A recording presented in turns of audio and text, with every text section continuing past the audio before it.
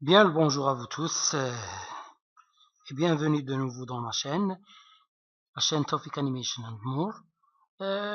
J'ai débuté une méthode d'apprentissage du français de A à Z à la marocaine. C'est la deuxième leçon de cette méthode. Nous sommes dans l'unité 1 que j'ai intitulée Premier contact. La première leçon, c'était une leçon de communication dans laquelle on a appris comment se présenter. Je rappelle que c'est un niveau débutant et que cette méthode a la prétention de passer du niveau débutant au niveau moyen, au niveau avancé, Inch'Allah. Bien, donc je rappelle aussi que cette leçon sera aussi diffusée en arabe. Bon, pour notre leçon de syntaxe, voilà le titre, c'est les classes et les fonctions des mots. Les classes, ou bien les catégories, ou bien les natures des mots, c'est-à-dire ce mot, est-ce que c'est un nom, est-ce que c'est un verbe, et les fonctions, c'est le travail qu'il fait dans la phrase. Donc, est-ce que dans la phrase c'est un sujet, c'est un verbe, c'est un complément? Bien, maintenant, nous allons essayer de faire cette leçon et comme j'ai dit, cette série est basée surtout sur les animations. Donc c'est une animation toute simple, c'est ce qu'on appelle une image GIF animée, GIF animée. Donc vous en trouvez des tas sur internet. Bon, maintenant lorsqu'on veut constituer une phrase en français, le mot essentiel dans la phrase, c'est le verbe, c'est l'action. Donc ici, on a, que fait-il? Cet animal-là, qu'est-ce qu'il est en train de faire? Bien, alors, s'il vous plaît, vous avez le pause. Donc, essayez de simuler la situation de la classe. Moi, je pose la question, toi, tu appuies sur pause, tu réponds et tu passes à la réponse, d'accord? Tu me suis après. De cette façon, c'est comme si tu as un professeur avec toi qui est en train de te faire une leçon bien naturelle. Donc, que fait-il? Bien sûr, il court. Bien, vous pouvez avoir aussi le verbe. Encore, le verbe le plus convenable, c'est un verbe qu'on utilise spécialement pour les chevaux, les ânes, les mules. C'est le verbe galoper. Il galope. D'accord? Donc, maintenant,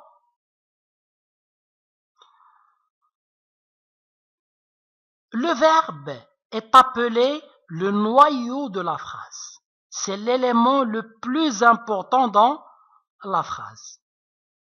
Donc, comme promis, je ne veux pas faire de leçons académiques en grammaire. C'est ce qu'on appelle la grammaire fonctionnelle. C'est une grammaire qu'on apprend pour communiquer. Donc, je ne vais pas entrer dans les détails. Et donc, ce qui m'intéresse, c'est apprendre à faire des phrases justes. D'accord. Donc, alors, maintenant, qui? D'accord. Donc, l'action est celui qui l'a fait. Qui, c'est bien sûr, c'est un cheval. Je peux avoir ici le cheval, l'animal, la bête, le canasson, d'accord, la monture, puisqu'on appelle un cheval aussi une monture. Donc, maintenant, il y a beaucoup de possibilités. Pour la couleur qui est verte ici, c'est la réponse A. Qui ou bien quoi, ou bien préposition plus qui, préposition plus quoi. D'accord? Donc, je vais laisser cette place vide et je vais revenir pour expliquer pourquoi sous peu. Donc, comment court-il? Bien, on va dire qu'il court rapidement. Donc, où?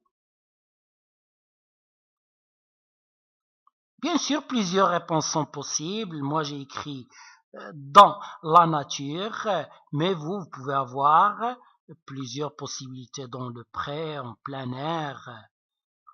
Donc, maintenant, nous avons dit que la phrase est constituée, d'accord? C'est en même temps une leçon sur les fonctions et les classes et sur les constituants de la phrase. De quoi est constituée la phrase? Donc, la phrase est constituée d'un verbe et d'un sujet, des compléments d'objet. Donc, la réponse à qui ou bien quoi, on va la voir dans la phrase suivante. La réponse à qui ou bien quoi va nous donner le complément d'objet direct. Et la réponse à qui ou bien à quoi, ou bien de qui, ou bien de quoi, ou bien une préposition. Les prépositions, c'est de, à, sur, vers, dont. Donc, les deux prépositions qu'on utilise le plus ici, c'est la préposition à et de, et quelquefois d'autres prépositions. Donc, et on a là les compléments circonstanciels. Bien sûr, la réponse à comment, c'est le complément circonstanciel de manière. La réponse à où, c'est le complément circonstanciel de lieu. La réponse à quand, c'est la réponse, c'est le complément circonstanciel de temps. Bien. Alors, si vous faites un peu attention, vous allez trouver que le sujet ici est composé de deux mots. Il y a le et il y a cheval. Et par exemple, le complément circonstanciel de lieu est composé de trois mots. Dans, c'est un mot. Là, c'est un mot. Et nature, c'est un autre mot. Bien. Le mot essentiel qu'on a ici dans la phrase, les mots du sujet et dans les mots du complément circonstanciel de lieu, c'est le nom. Alors, c'est ce qu'on appelle un groupe nominal. Il y a une nouvelle grammaire, on parle de syntagme et d'autres choses. Donc, comme j'ai dit, nous, on veut juste comprendre les choses de façon très simple pour pouvoir composer des phrases et passer, parce que votre but n'est pas de devenir un professionnel de la langue française, mais votre but, c'est d'apprendre à communiquer, à bien communiquer en français et à bien écrire en français, à communiquer oralement et par écrit. Donc, maintenant, en gros, c'est la structure de la phrase française. On peut trouver d'autres phrases qui sont faites différemment, on va voir l'une maintenant, mais on peut avoir par exemple la phrase passive, on va pas avoir cet ordre-là. Bon, maintenant, oui, je crois que c'est le principal. Donc, c'est un groupe nominal. Le verbe avec ses compléments circonstanciels, en général, on dit c'est un groupe verbal. Donc, deux groupes essentiels constituent la phrase, le groupe nominal et le groupe verbal. Donc, les deux mots les plus importants, si vous voulez, du français, c'est le nom et le verbe. On a ici courir. La classe, c'est un verbe et la fonction, c'est un verbe. D'accord? Donc, le verbe, c'est la même chose. Bon, ici, cheval.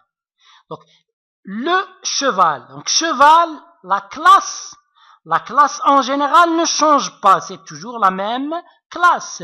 Donc, le cheval, c'est un nom. Mais la fonction, elle change. Ici, la fonction, c'est un sujet. Mais si je vous donne par exemple cette phrase-là, au lieu de cette première, si je vous dis par exemple,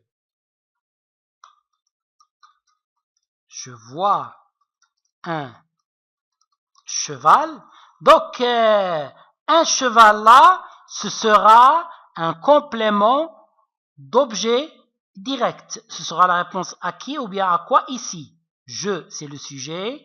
Vois, c'est le verbe. Et cheval, c'est un complément d'objet. Donc, vous voyez, c'est toujours un nom, mais la fonction, c'est d'après le rôle qu'il joue dans la phrase.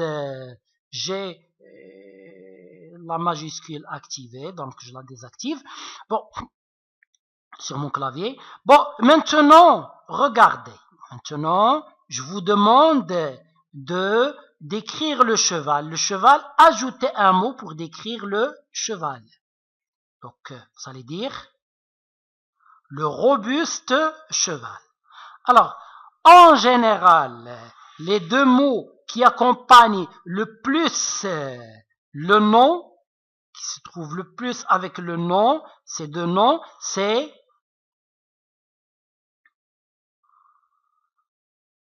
quoi? Donc, les déterminants. Quoi? Donc, à leur tête, il y a les articles. Donc ici, le cheval, ou bien un cheval, comme j'ai dit tout à l'heure, donc le et un, c'est ce qu'on appelle un article. Il y a des articles définis, des articles indéfinis, il y aura des leçons sur tout ça. Par exemple, la nature, là, c'est un article. Je peux avoir à la place de le cheval, mon cheval. Je peux avoir mon cheval. Donc, mon, ici, c'est un déterminant possessif. On l'appelle aussi un adjectif possessif. Donc, mon, c'est un déterminant possessif. Alors, les déterminants, ce sont les mots qui déterminent le nom. Ils me permettent de connaître s'il est masculin, féminin, s'il est singulier, pluriel, et d'autres choses encore, à qui il appartient, ou bien où il se trouve, ou bien d'accord. Donc, ce sont les déterminants. Maintenant, le mot qu'on trouve aussi le plus fréquemment avec le nom, c'est ce qu'on appelle un adjectif. Excusez-moi, j'ai activé, j'ai cliqué.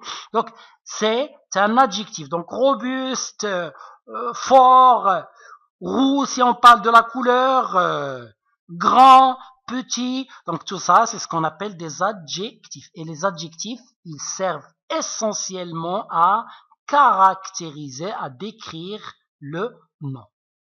Le verbe est accompagné le plus souvent de ce mot-là, rapidement. Et rapidement, c'est un adverbe. Donc, pour les classes, on a jusqu'à présent, on a vu qu'il y a des noms, des articles et des déterminants, des verbes, des adverbes.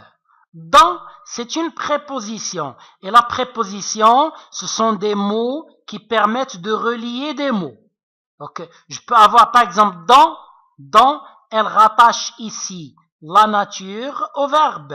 Je peux avoir le cheval de mon ami. Donc, de, c'est un déterminant. Donc, il a rattaché le cheval à mon ami. Donc, vous voyez, ce sont ça les prépositions. Donc, on a les plus courantes.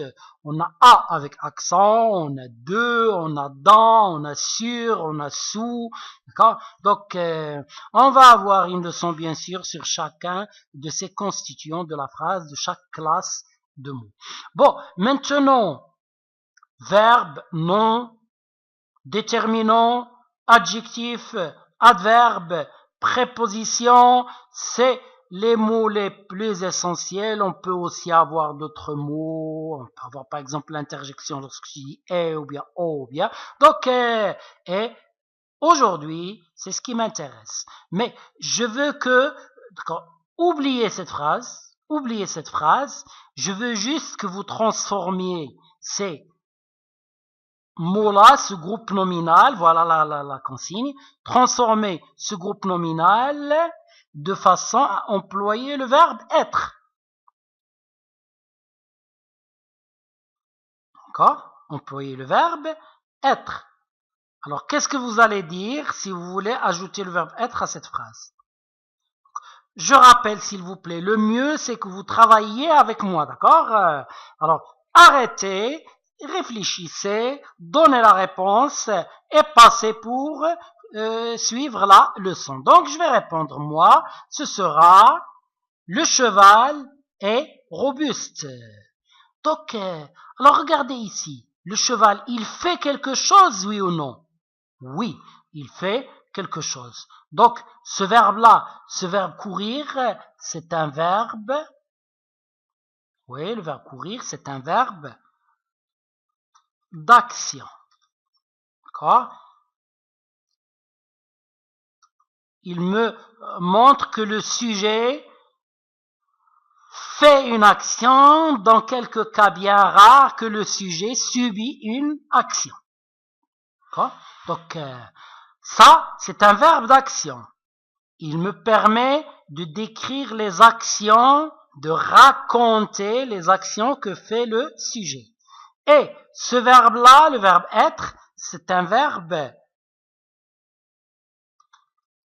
d'état. Il décrit l'état du sujet. Le sujet ne fait pas quelque chose, non.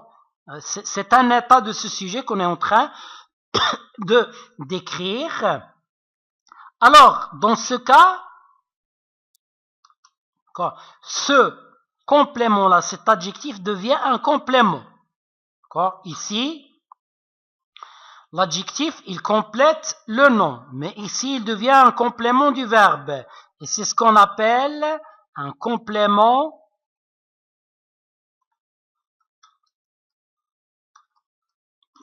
je m'excuse. C'est un complément attribut. Il est attribué au sujet.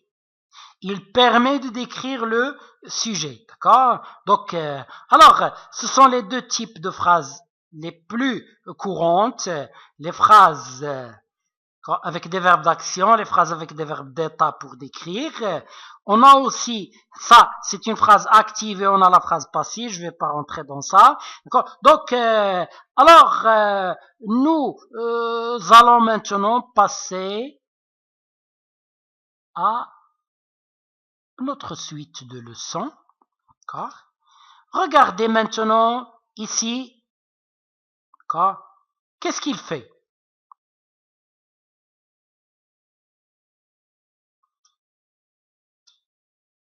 Oui, il boit. On a un autre verbe, on peut dire il lappe. La façon de boire des animaux, c'est de laper avec la langue. Ils lapent et ils prennent un peu d'eau avec leur langue. Donc, maintenant, le verbe, c'est boit, qui. Alors, vous allez dire, le chien, normalement, c'est un loup, d'accord? Donc, si j'ai téléchargé l'image, c'est un loup. Donc, le chien boit et quoi? Il boit l'eau. Alors, les verbes d'action, en gros, les verbes d'action, ils ont, d'accord, un sujet, c'est lui qui fait l'action, et ils ont un complément d'objet, direct ou bien indirect, c'est lui qui subit l'action. D'accord? Bien, maintenant, on a ces deux sortes de verbes. Ce verbe-là, on dit c'est un verbe transitif. Il transite, il passe à un complément d'objet. On a d'autres verbes, je sais pas, par exemple le verbe marcher, il marche. Le verbe marcher, il marche, c'est une phrase complète. D'accord? Donc, maintenant, il marche, c'est un verbe intransitif.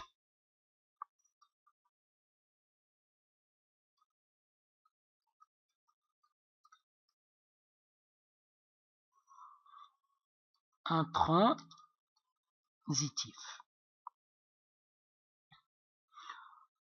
Alors, le verbe intransitif, tout simplement, le verbe intransitif, il n'a pas de complément d'objet. Bien sûr, le complément d'objet, on l'appelle aussi le complément essentiel. Il n'a pas de complément essentiel, bien il n'a pas de complément d'objet. Donc, pour les gens qui cherchent à s'approfondir, aujourd'hui on ne parle plus de complément d'objet, de complément circonstanciel dans la nouvelle grammaire. On parle uniquement de complément essentiel et de complément facultatif. C'est juste une petite indication et je vais pas rendre la leçon difficile en expliquant des choses très compliquées. C'est pas le but de cette leçon. Le but de cette leçon, c'est niveau débutant. Donc, comment, où, quand, vous pouvez penser à des phrases pour, d'accord? Il a, je sais pas. Oui, vous pouvez arrêter quand terminer cette phrase.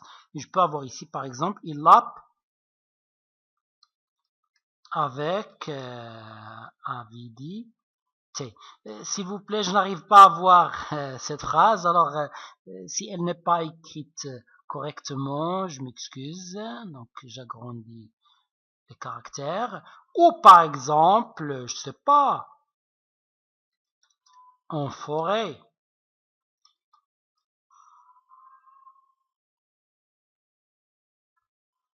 D'accord?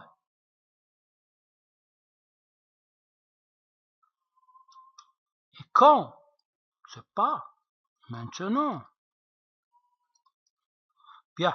Alors, maintenant, vous voyez, donc, la phrase, elle est axée sur un verbe qui est en général une action et tous les autres, ils décrivent cette action. D'accord? Donc, qui fait l'action? C'est le sujet. Qui subit l'action? C'est le complément d'objet. Et le reste, c'est ce qu'on appelle des compléments circonstanciels. Ça vient du mot circonstance. Ça vous montre les circonstances de l'action. Où elle s'est passée, comment elle s'est passée, avec quels moyens elle s'est passée. Et d'autres choses encore qu'on va avoir dans des leçons plus approfondies, futuristes, qu'on appelle les circonstanciels et les subordonnés. Bien.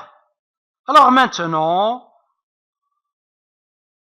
qui fait quoi?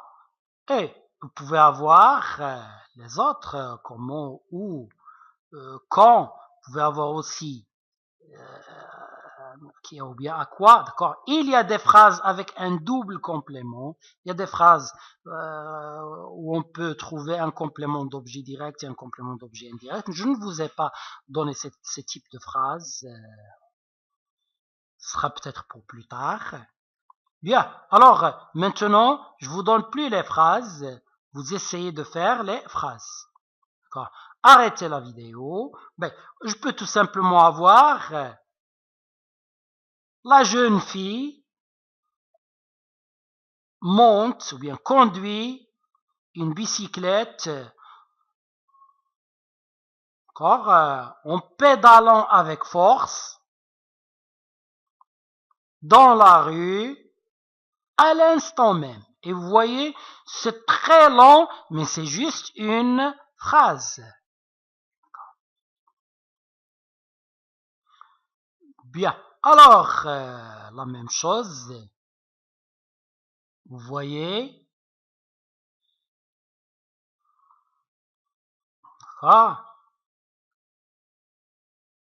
Oui, le loup coupe le bois.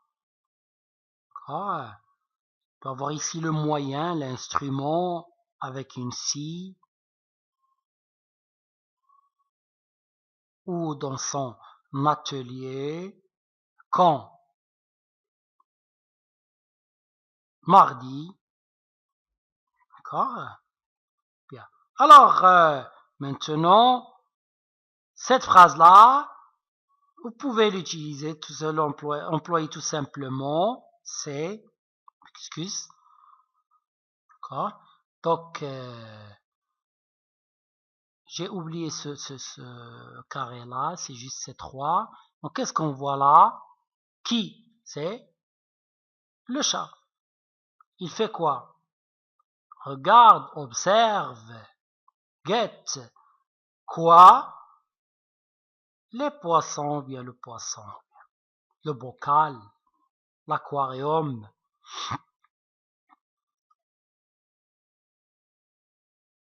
Eh bien, à vous de composer une phrase sur notre petit loup là. Donc, je reviens un petit peu en arrière. Alors, remarquez s'il vous plaît. Donc, lorsqu'on a un seul verbe ici, c'est une phrase simple. Bien, lorsqu'on a une phrase avec un verbe qui joue le rôle d'un complément d'objet, ce sont les phrases qu'on appelle des complétives, des subordonnées complétives. Les subordonnées complétives, elles permettent, ce sont des phrases qui ont pour fonction complément d'objet. Et les phrases qui ont pour fonction complément circonstanciel, c'est ce qu'on appelle les subordonnées circonstancielles. Donc, subordonnées complétives, subordonnées circonstancielles. Bien. Maintenant, les subordonnées relatives, en général, elles jouent le rôle d'un adjectif pour décrire un nom. Lorsque je dis en général, c'est-à-dire il y a d'autres cas, d'accord? Mais en gros, en général, c'est ça la fonction essentielle. Il ne me reste plus qu'à vous dire au revoir et à la prochaine.